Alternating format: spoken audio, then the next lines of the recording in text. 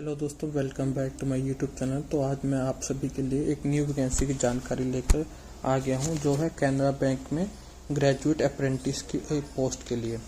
तो इसके लिए कितनी एज रहेगी, क्या क्वालिफिकेशन रहेगी, सैलरी कितनी होगी और टोटल कितनी वैकेंसी है, तो आज मैं इसके बारे में डिटेल में आपको जानकारी देने वाला हूँ।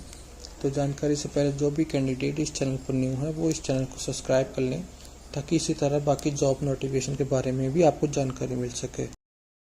तो चलिए बात करते हैं इस वैकेंसी के बारे में। तो ऑनलाइन एप्लीकेशन 23 सितंबर से शुरू हो चुकी है। लास्ट डेट इस फॉर्म को फिल करने की 12 अक्टूबर है। इस फॉर्म को आप ऑनलाइन फिल कर सकते हैं, तो जल्दी से जल्दी इसकी ऑफिशियल वेबसाइट पर जाएं और लास्ट डेट से पहले इस फॉर्म को भर दें।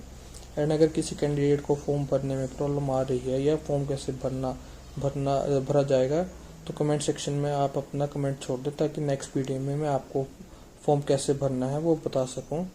तो चलिए इस पोस्ट के बारे में बात करते हैं। तो इसमें टोटल पोस्ट जो है वो रहने वाली है 3500। तो चलिए अब बात करते हैं एज लिमिट एंड रिलैक्सेशन के बारे में। तो एज लिमिट मिनिमम 20 रहने वाली है एंड मैक्सिमम आपकी 28 रहने वाली है।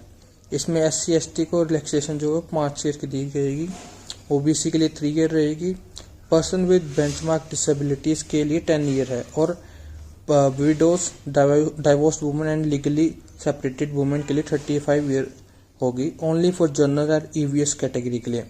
एंड 38 ईयर जो है वो OBC के लिए होगी, एंड 40 ईयर फॉर SC/ST के लिए, एंड 5 ईयर होगी जो पर्सन अफेक्टेड बाय 1984 राइट्स के लिए उनके। अब एजुकेशन क्वालिफिकेशन की बात करें तो आपके पास किसी भी डिसिप्लिन में डिग्री होनी चाहिए, और आपकी ग्रेजुएशन की डेट 1 जनवरी 2022 के बाद की होनी चाहिए एंड 1 सितंबर 2025 से पहले की होनी चाहिए। मतलब आपको इस डेट के बीच में अपनी ग्रेजुएशन की डिग्री प्राप्त करनी होगी।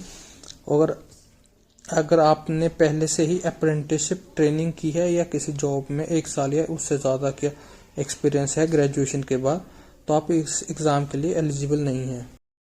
बात करते हैं पे स्केल के में। तो इसमें आपको 12 मंथ के ट्रेनिंग पीरियड के लिए 15,000 मंथली स्टाइपेंड मिलेगा। ये स्टाइपेंड आपकी मंथली एक्सपेंसेस को कवर करने में मदद करेगा जब आप प्रैक्टिकल बैंकिंग एक्सपीरियंस हासिल कर रहे होंगे। इसमें 10,500 जो है वो डायरेक्टली आपके अकाउंट में ट्रांसफ़र किया जाएगा, एंड 4,500 डायरेक्टली आपके अकाउंट में DBT के थ्रू क्रेडिट किया जाएगा।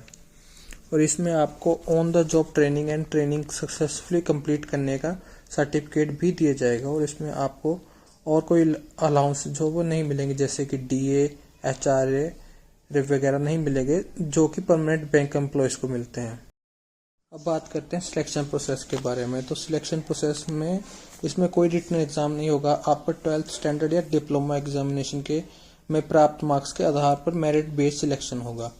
बैंक हर स्टेट के लिए एक मेरिट लिस्ट बनाएगा, जो कि 12th स्टैंडर्ड या डिप्लोमा में प्राप्त परसेंटेज के बेस पर होगा, जो कि डिसेंडिंग ऑर्डर में होगा। और अगर 2 या 2 से ज़्यादा कैंडिडेट्स का परसेंटेज सेम होता है, तो जो कैंडिडेट एज में बड़ा होगा उसको मेरिट लिस्ट में ऊपर रखा जाएगा। इसमें जनरल कैटेगरी के लिए मिनिमम क्वालिफाइंग मार्क्स 60% रहने वाले हैं, और SC/ST PWBD कैटेगरी के लिए 55% मार्क्स रहने वाले हैं 12th और डिप्लोमा में। इसके बाद शॉर्ट लिस्टेड कैंडिडेट्स को डॉक्यूमेंट वेरिफिकेशन के लिए बुलाया जाएगा, एंड वेरिफिकेशन के दौरान आपका लोकल लैंग्वेज का टेस्ट भी होगा। लेकिन अगर आपने 10th या 12th में लोकल लैंग्वेज पढ़ी है तो ये टेस्ट ज़रूरी नहीं है। और अंत में मेडिकल फिटनेस के आधार पर आपको सिलेक्शन होगा। तो अब बात करते हैं फीस के बारे में। तो इसमें SC/ST PWBD कैंडिडेट्स के लिए कोई फीस नहीं है, और बाकी सारी कैटेगरीज के लिए 500 फीस देनी पड़ेगी। अगर आप इस वैकेंसी के बारे में और जानकारी प्राप्त करना चाहते हैं तो इनकी ऑफिशियल वेबसाइट पर जाएं और ऑफिशियल नोटिफिकेशन को डाउनलोड करें।